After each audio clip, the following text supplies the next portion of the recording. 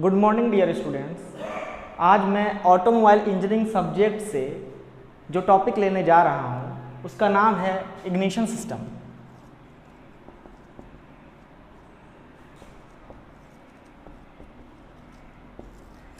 पहले तो हम लोग जान लें कि इग्निशन सिस्टम का उपयोग कहाँ पे होता है, ये कहाँ यूज़ किया जाता है। तो आईसी इंजन जो होता है वो दो प्रकार के होते हैं। सबसे पहले आईसी इंजन जो होता है वो स्पार्क इग्निशन इंजन जिसे कहते हैं, और दूसरा कंप्रेशन इग्निशन इंजन। तो स्पार्क इग्निशन इंजन में जैसा कि हम लोग जानते हैं कि स्पार्क का मतलब चिंगारी होता है, तो स्पार्क इग्निशन इंजन में स्पार्क प्लग होता है जिसमें कि चिंगारी के उठने से फ्यूल जलती है, और यह वहीं पे कंप्रेशन इग्निशन इंजन में फ्यूल को कंप्रेस किया जाता है जिससे प्रेशर इतना ज़्यादा बढ़ जाता है कि फ्यूल का टेम्परेचर बढ़ने से फ्यूल अपने आप जल उठता है। कंप्रेशन इग्निशन इंजन में जहां डीजल फ्यूल का उपयोग होता है, वहीं स्पार्क इग्निशन इंजन में पेट्रोल, सीएनजी, एलपीजी आदि फ्यूल्स का उपयोग किया जाता है। स्पार्क इग्निशन इंजन में इग्निशन सिस्टम की मदद से स्पार्क कराया जाता है। अब हम लोग ये जानेंगे कि इग्निशन सिस्टम कितने प्रकार के होते हैं। एसआई इंजन में 4 प्रकार के इग्निशन सिस्टम का उपयोग होता है। सबसे पहला और सबसे बेसिक इग्निशन सिस्टम जो है वो है हमारा मैग्नेटो इग्निशन सिस्टम। दूसरा बैटरी इग्निशन सिस्टम। तीसरा इलेक्ट्रॉनिक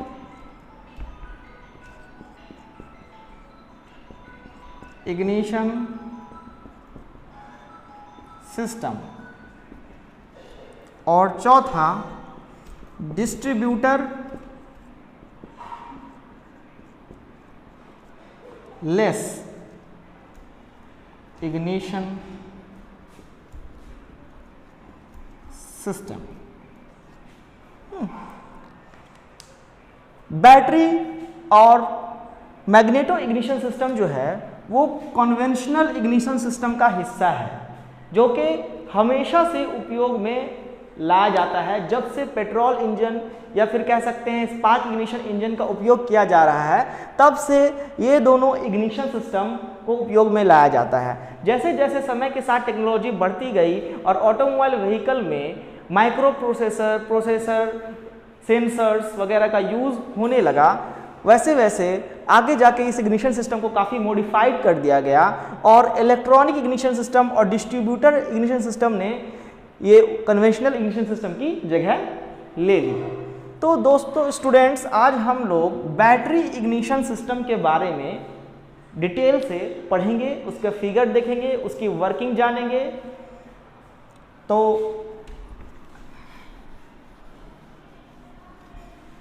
हम लोग हेडिंग दे देते हैं बैटरी इग्निशन सिस्टम।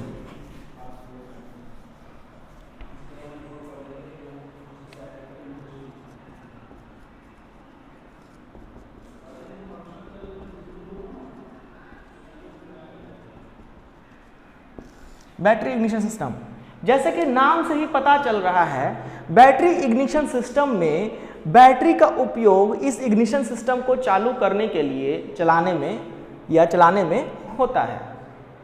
इसमें 12 वोल्ट की एक बैटरी होती है जिसकी मदद से 12,000 वोल्ट का स्पार्क प्लग में कंबशन चेंबर के अंदर कराया जाता है, जिससे फ्यूल का टेम्परेचर इतना बढ़ जाता है कि वो अपने फ्लेम पॉइंट तक पहुंच जाता है और कंबशन प्रोसेस फ्यूल में शुरू हो जाती है। तो बैटरी इग्निशन सिस्टम के मेन पार्ट कौन कौन से हैं? इसके मेन पार्ट, सबसे पहले हम लोग इसके मेन पार्ट्स देखते हैं। तो सबसे पहला मेन पार्ट जो होता है बैटरी इग्निशन सिस्टम का, वो होता है बैटरी। जो कि ड्राई सेल होता है, 12 वोल्ट की बैटरी का उपयोग किया जाता है। दूसरा जो पार्ट होता है इसका वो होता है इग्निशन स्विच। इग्निशन स्विच की मदद से हम लोग बैटरी इग्निशन सिस्टम को ऑन या ऑफ कर सकते हैं, दैट्स मीन्स इसको कंट्रोल कर सकते हैं। थर्ड पार्ट जो बहुत इंपॉर्टेंट है फ्रेंड्स, वो है इग्निशन कॉइल।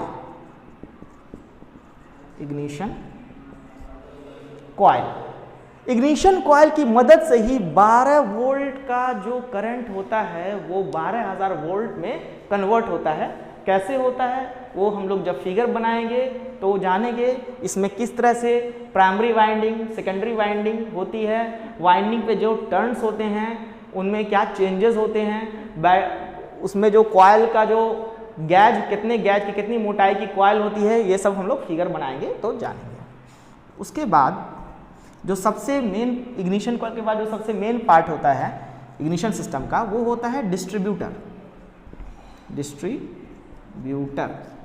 डिस्ट्रीब्यूटर की मदद से स्पार्क प्लग में, जो अगर हमारा 4 सिलेंडर इंजन है तो उसमें 4 स्पार्क प्लग होगा, सिंगल सिलेंडर इंजन है तो 1 स्पार्क प्लग होगा, 3 सिलेंडर इंजन है तो 3 स्पार्क प्लग होगा। आजकल हाँ ऐसा होता है स्टूडेंट्स, आप लोग कहेंगे कि सर सिंगल सिलेंडर बाइक में भी 2 स्पार्क प्लग होते हैं, तो हाँ होते हैं। तो जैसे जैसे टेक्नोलॉजी एडवांस हुई तो उस तरह से इंजन को काफ़ी मॉडिफाई किया गया। जैसे DTSI पल्सर वालों ने निकाला है DTSI, उसमें 2 स्पार्क प्लग हैं। तो कुछ सिलेंडर में 2 स्पार्क प्लग भी होते हैं। फ्यूल कंबशन अच्छे तरीके से हो पाए, फ्यूल कंबशन की जो इग्निशन सिस्टम की जो है एफिशिएंसी अच्छी हो, वो फ्यूल को अच्छी तरह से जला पाए, इसीलिए कहीं कहीं पे 2 स्पार्क प्लग भी लगाया गया है इंजन में, सिलेंडर में, कहीं कहीं पे 3 भी लगाया गया है। तो डिस्ट्रीब्यूटर और उसके बाद स्पार्क प्लग, ये कुछ मेन पार्ट्स हैं। उसके अलावा कुछ और पार्ट जो होते हैं एक इग्निशन सिस्टम में, वो होता है हमारा कॉन्टैक्ट ब्रेकर,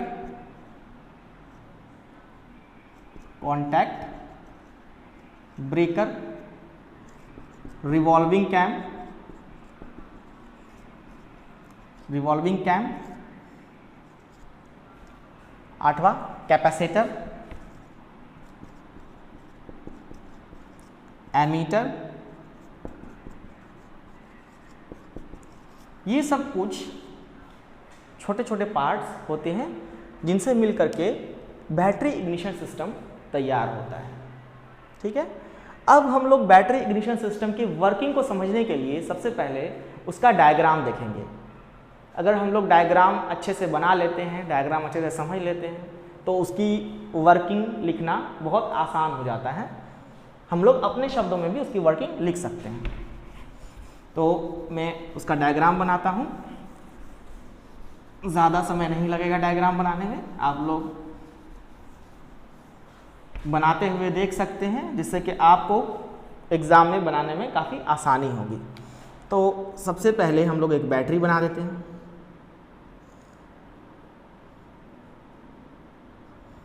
ये बैटरी हम लोगों ने 12 वोल्ट की ली। इसका एक सिरा जो है वो हमने अर्थ कर दिया। अर्थ थिन हम लोग क्यों करते हैं, ये हम लोग स्कूलों में भी पढ़ चुके हैं। ठीक है, तो अर्थिंग कहाँ पे करेंगे, वो अर्थ में हम लोग नहीं करते हैं, हम लोग इसे गाड़ी की बॉडी पार्ट में जो है कहीं पे इसे जोड़ देते हैं। ठीक है, उसके बाद ये सिरा आगे की ओर जाता है, यहाँ पे एक एमीटर लगा देते हैं, जिससे कि कितना एम्पियर करंट जो है वो आगे जा रहा है वो हमें पता लगता रहे। उसके बाद आगे जा कर के ये हम एक इग्निशन स्विच लगा दिया हमने। ठीक है, इससे ऑन और ऑफ किया जा सकता है। ये इसे मैं लिख देता हूँ यहाँ पे इग्निशन स्विच। जैसे जैसे मैं आगे जा रहा हूँ फिगर में, वैसे वैसे नाम भी बताते जाऊँगा और लिखता भी जाऊँगा, जिससे आपको फिगर बनाने में और याद करने में काफ़ी आसानी होगी। आगे जाने के बाद हमें सबसे पहला जो कंपोनेंट या पार्ट दिखेगा इग्निशन सिस्टम का वो होगा ignition coil. Okay, ignition coil जिसमें हमें दिखे गए प्राइमरी वाइंडिंग और सेकेंडरी वाइंडिंग।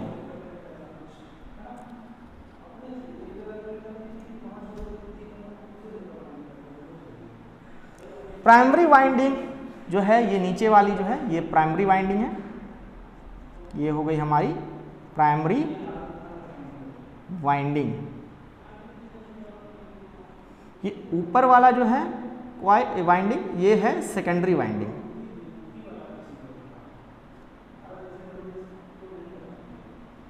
ये जो हमारा पूरा है ये है इग्निशन कॉइल। हाँ, अब ये प्राइमरी वाइंडिंग में नंबर ऑफ टर्न्स जो होते हैं और सेकेंडरी वाइंडिंग में नंबर ऑफ टर्न्स जो होते हैं वो हम लोग देखेंगे। जैसे अगर 200 टर्न्स अगर इसमें हमारे प्राइमरी वाइंडिंग में है तो सेकेंडरी वाइंडिंग में लगभग 2000 टर्न्स 10 गुना ज़्यादा टर्न्स होंगे। ये जो वाइंडिंग का मतलब क्या होता है, जो हम लोग वायर जो सोलेनॉइड में जिस तरह से वायर जो है ऐसे घुमा घुमा के एक आयरन रॉड में लपेट के बांधते हैं। हम लोगों ने फैन में भी वाइंडिंग देखी होगी, बचपन में कभी फैन खोला होगा तो खुलते हुए देखा होगा तो ठीक है। ये नंबर ऑफ टर्न्स में 200 हो गए अगर तो इसमें 2000 नंबर ऑफ टर्न होंगे। हाँ, गैज जो मोटाई होगी इसकी ये अगर 20 गैज का वायर होगा तो ये 40 गैज का होगा, लगभग डबल मोटा होगा या उससे ज़्यादा भी हो सकता है। अब हम लोग यहाँ पे एक कॉन्टैक्ट ब्रेकर जो सर्किट जो परिपथ है ठीक है उसको ये कंट्रोल करने का काम करता है। कॉन्टैक्ट ब्रेकर इसे कहते हैं। ये लगा देंगे ठीक है। और ये कॉन्टैक्ट ब्रेकर जो है वो डैमेज ना हो सर्किट, इसके लिए यहाँ पे एक कैपेसिटर लगा देंगे ठीक। ये हमारा हो गया रिवॉल्विंग, ये भी अर्थिंग हो गया, ये हो गया रिवॉल्विंग कैम, ये हो गया कॉन्टैक्ट ब्रेकर,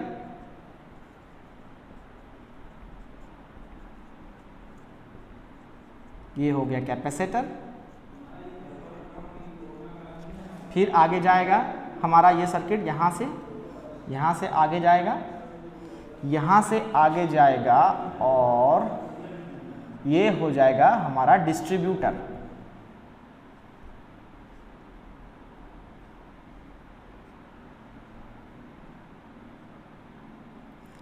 डिस्ट्रीब्यूटर की मदद से फायरिंग ऑर्डर सेट करते हैं। डिस्ट्रीब्यूटर इसे मैं लिख दूंगा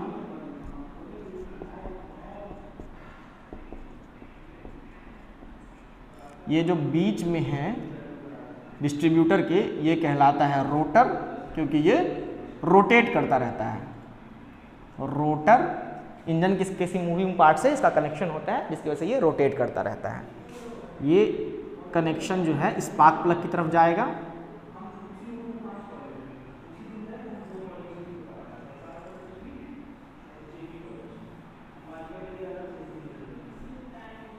ये हमारा स्पार्क प्लग हो गया।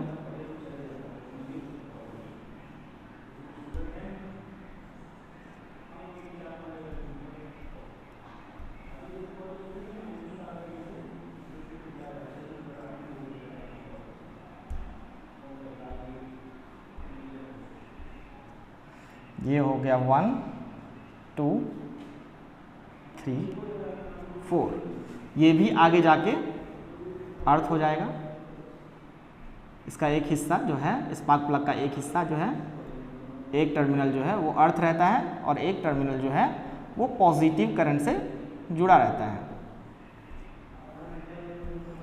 अर्थ मीन्स इंजन की बॉडी का कोई पार्ट, ये प्लस है और ये निगेटिव पार्ट जो है वो बॉडी से जुड़ा हुआ है। हाँ दोस्तों फ्रेंड्स, तो ये हमारा डिस्ट्रीब्यूटर हो गया। अब मैं थोड़ा समझा दूं कि ये इग्निशन कॉइल किस तरह से काम करता है।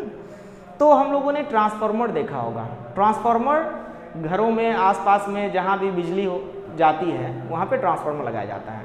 तो सभी ने सुना होगा कि पावर प्लांट से जो करंट आता है, सप्लाई होता है, वो 11,000 वोल्ट 33,000 वोल्ट का होता है, फिर उसे 11,000 वोल्ट में कन्वर्ट किया जाता है, फिर 440 में कन्वर्ट किया जाता है और हमारे घर में 220 वोल्ट का करंट आता है।